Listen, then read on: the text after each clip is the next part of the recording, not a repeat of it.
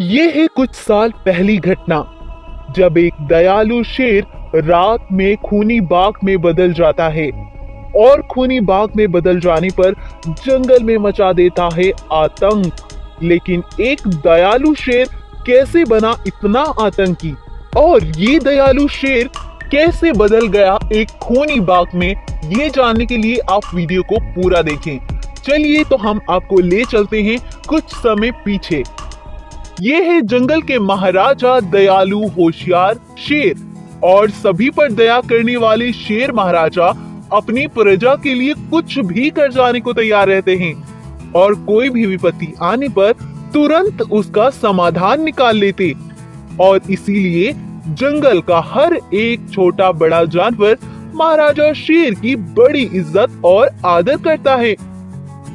जब भी जंगल में शेर इधर उधर घूमने जाता या टहलने जाता तो हर एक जानवर शेर के आदर में अपना सर झुका लेता था।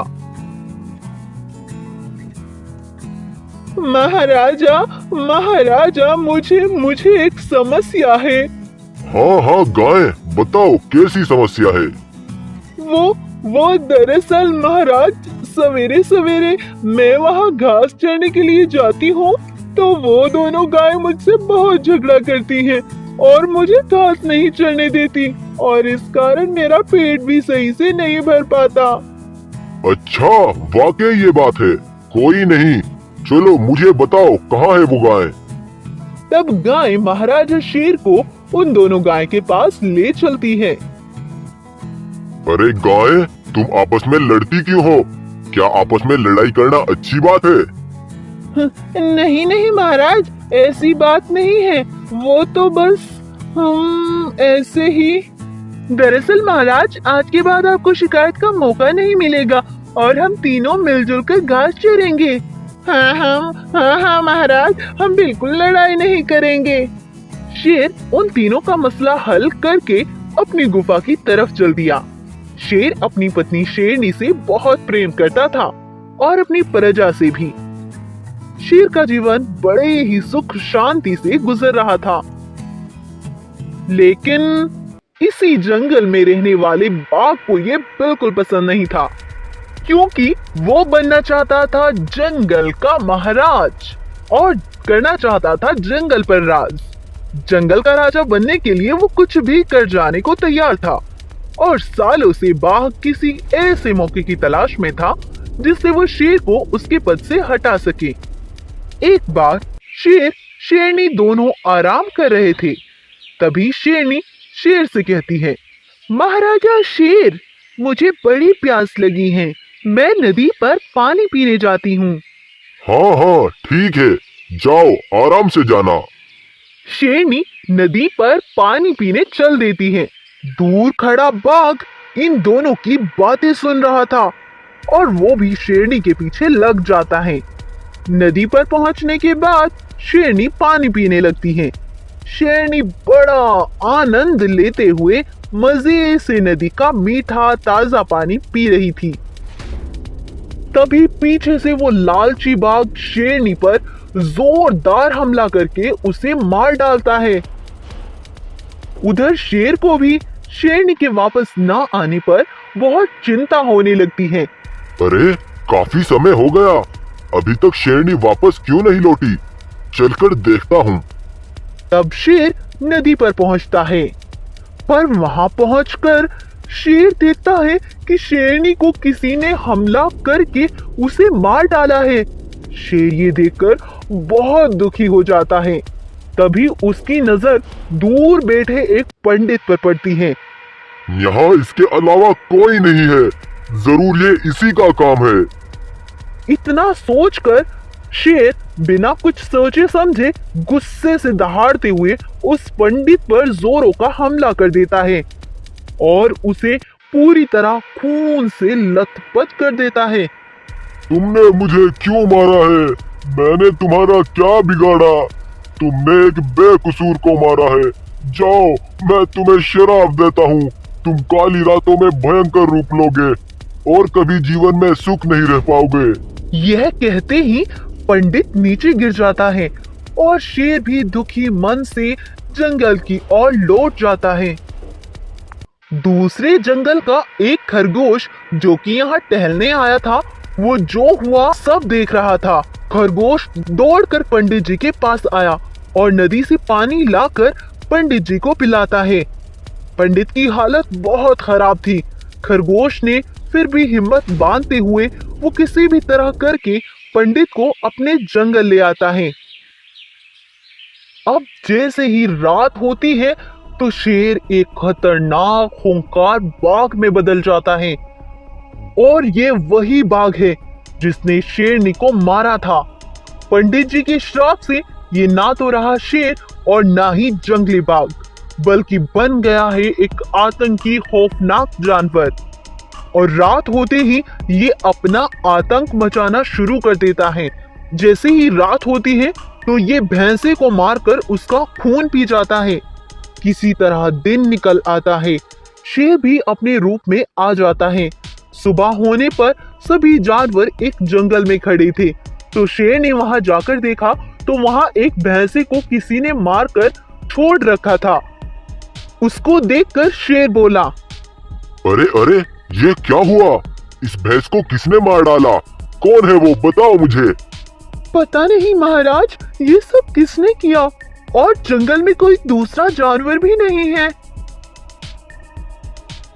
उधर पंडित जी भी बिल्कुल स्वस्थ हो जाते हैं और वो खरगोश से कहते हैं, खरगोश, तुम्हारा बहुत शुक्रिया। तुमने एक जानवर होते हुए भी मेरा बहुत ख्याल रखा। मैं तुम्हारा ये एहसान कैसे चुकाऊं? इसमें एहसान की कोई बात नहीं है। उस शेर ने तुम्हें बिला वजह मारा, इसीलिए मैंने तुम्हारी मदद की। तुम्हारा बहुत शुक्रिया खरगोश। अब मैं अपने गांव चलता हूँ, काफी दिन हो गए। और हाँ, अगर तुम्हें कभी मेरी जरूरत हो तो मेरे गांव आ जाना। मेरा गांव तुम्हारे जंगल से कुछ ही दूर है। इतना बोलकर पंडित जी चले जाते हैं और वहां सभी जानवर भैंस को मरी देख बहुत परेशान थे। इसी तरह दिन बीता और रात आ पहुंची। इस रात भी शेर फिर से एक खूनी बाघ में बदल गया था और आज उसने जंगल के 2 जानवरों को मारकर उनका खून पी लिया और खून से अपनी प्यास मिटा ली। दिन निकलने पर जानवर आज 2 जानवरों को फिर से मरा देखते हैं। ये सब देख वो बहुत परेशान हो जाते हैं। ये सब हो क्या रहा है? ये कौन कर रहा है? महाराज, कुछ ना कुछ तो गड़बड़ जरूर है। ये सब रात में ही क्यों होता है? हाँ गाय बहन, तुम सही कहती हो। आज रात हमें ये छिपकर देखना होगा। हाँ हाथी, तुम्हारी बात बिल्कुल सही है। आज रात हम इस बात का पता करके ही रहेंगे। आज रात कोई भी जानवर सोया नहीं था। सभी छिपकर उसे देखना चाहते थे जिसने भी ये सब किया। लेकिन तभी वो देखते हैं कि शेर एक खूनी बाघ में बदल रहा है। यह सब देख उनके तो होश उड़ जाते हैं और वो सभी छिप जाते हैं। दिन निकलने पर वो डरते हुए शेर को देखने जाते हैं तो देखते हैं कि शेर सही सलामत अपने रूप में है। ये देखकर वो सभी बहुत आश्चर्यचकित हो जाते हैं। क्या बात है दोस्तों, तुम यहाँ सब क्यों आए हो? कुछ नहीं महाराज, हम तो बस ऐसे ही आए थे। इतने में वो सभी वापस चले जाते हैं और सभी इकट्ठे होकर रात में हुई घटना के बारे में बात करते हैं।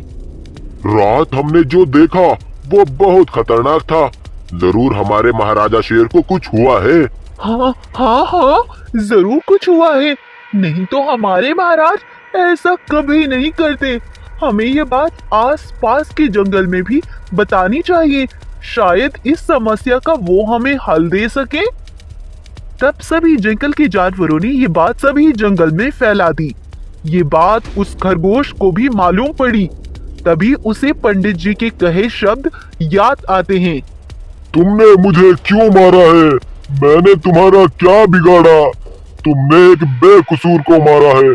जाओ, मैं तुम्हें शराप देता हूँ। तुम काली रातों में भयंकर रूप लोगे और कभी जीवन में सुख नहीं रह पाओगे। ये पंडित जी का ही श्राप है जो शेर को लग गया। लेकिन शेर की वजह से सभी जानवर मारे जा रहे हैं। ये तो गलत है। मुझे जाकर पंडित जी को ये सब बताना होगा। तब खरगोश भागता हुआ पंडित जी के गांव पहुंचता है। जल्दी ही उसे पंडित जी मिल जाते हैं और वो उन्हें सारी बात बता देता है। पंडित जी, उस शेर ने तुम्हें धोखे में मारा था। उसे ये पता नहीं था कि शेरनी को बाघ ने मारा था, लेकिन अब शेर की सजा सभी जानवरों को मिले, ये सही नहीं है पंडित जी। हाँ, तुम सही कहते हो खरगोश। वो शेर रात को उस बाघ में बदल जाता होगा जिसने शेरनी को मारा होगा। हमें रात होने पर शेर के अंदर से उस बाघ को निकालना होगा, जभी शेर को मुक्ति मिलेगी। जी पंडित जी, चलो, आप जल्दी से चलो। तब वो शेर के जंगल पहुंचकर सभी जानवरों को जो हुआ था सब बता देते हैं। और रात होने पर जब शेर उस खूनी बाघ में बदलता है तो पंडित जी अपने मंत्र से उस बाघ को शेर के अंदर से निकाल देते हैं और बाघ शेर के शरीर से अलग होकर नीचे गिर जाता है और शेर को उस खूनी बाघ से मुक्ति मिल जाती है। इस तरह से उस बाघ का अंत हो जाता है। सुबह होने पर खरगोश शेर को सब कुछ बता देता है। अच्छा, तो शेरनी को पंडित जी ने नहीं, उस बाघ ने मारा था। लेकिन मैंने गुस्से में आकर पंडित जी को मार डाला था। मुझे माफ कर दो पंडित जी। कोई बात नहीं शेर, अब तुम खुशी से अपनी प्रजा का ख्याल रखो। मैंने तुम्हें माफ कर दिया। इतना बोलकर पंडित जी चले जाते हैं और शेर अब बिल्कुल सही हो गया था। अब फिर से शेर अच्छे से अपनी प्रजा का ख्याल रखता और सभी जानवर भी खुशी से अपना जीवन व्यतीत करने लगे थे।